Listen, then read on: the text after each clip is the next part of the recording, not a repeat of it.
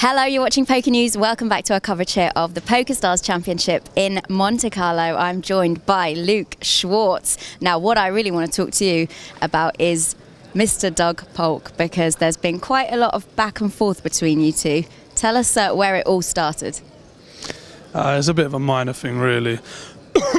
I've kind of lost my voice anyway, because I was shouting so much. Yeah, well, anyway, I was shouting so much for the Anthony Joshua fight that this is the first day I've got my voice back after 3 days. So props to him. Yeah, there weren't not much really to say about that Doug Polk guy. I mean, there was, but I've already been there and done that. He's a big pigeon really in life, you know what I mean? He's sitting in his little bedroom making these little videos, can't be online no more, trying to sell his little scam to everyone else.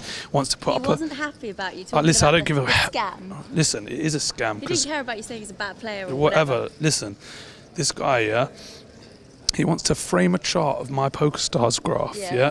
So I watched it, yeah.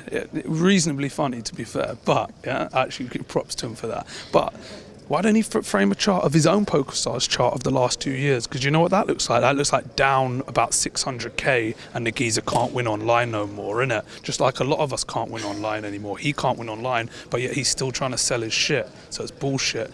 All he does really is try and sell his shit and talk about people we don't know anything about, just to get attention these days. Have you ever met him in real life? No, I haven't met him. I don't want to meet him. If I meet him and he even looks at me bad, that's a bad look for him, what's going to happen. So fuck that guy anyway. And are you going to play a heads-up competition with him? Listen, I'd play him heads up. He knows that he can't beat poker anymore. He's playing some fishy game, poker night on America with a few fish, and walk around with his rucksack and with his goofy voice and all things like that. Let's hear the goofy voice.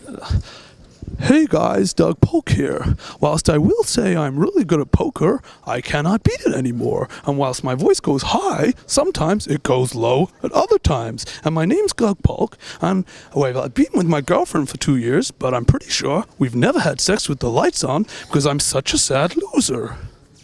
Okay, it was a funny impression. So are we going to set up this heads-up match? Listen, I'll play a minute in Vegas. It's no big deal. Okay, here you go. You've had it first. I'll play you, Doug, innit? It's not a big deal. I play 8-game v anyone. I play people better than me, so I'm of course going to play someone worse than me, yeah? He doesn't know any of the games. Unless he's got his little pal, Jay Lama, sitting behind his back, he stands no chance, innit? So if he wants to come Vegas and play, that's fine.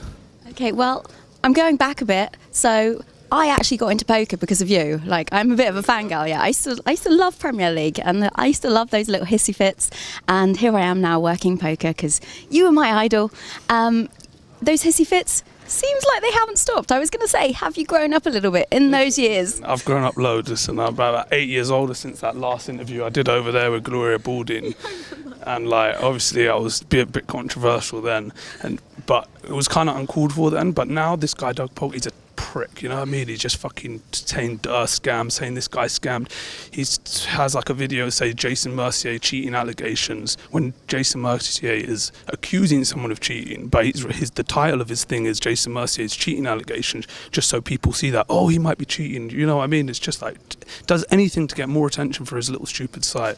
So fuck him, because he's all bullshit. The guy is a fucking phony. Listen, everyone has their time online, innit? Everyone can have 6 months or a year where they're playing good online and everything's going well and you're making all the right decisions. And then your game gets found out, people come better than you, and listen, he's back for Scoop, big deal. Let's see if he plays anything above his fucking little bankroll challenge, $1 up to $100 in Scoop. Let's see if he goes and plays 50, 100. And let's see if his content is still good enough to sell to all these aspiring poker players. He is very popular though. Yeah, he's popular because he sold them a dream, but he can't do that dream anymore. And certainly, there's no point in following and paying for his stuff, because you know how hard poker is to beat right now. Listen, I'm one of the best poker players in the world. I can tell you it's hard to beat. But what about that graph?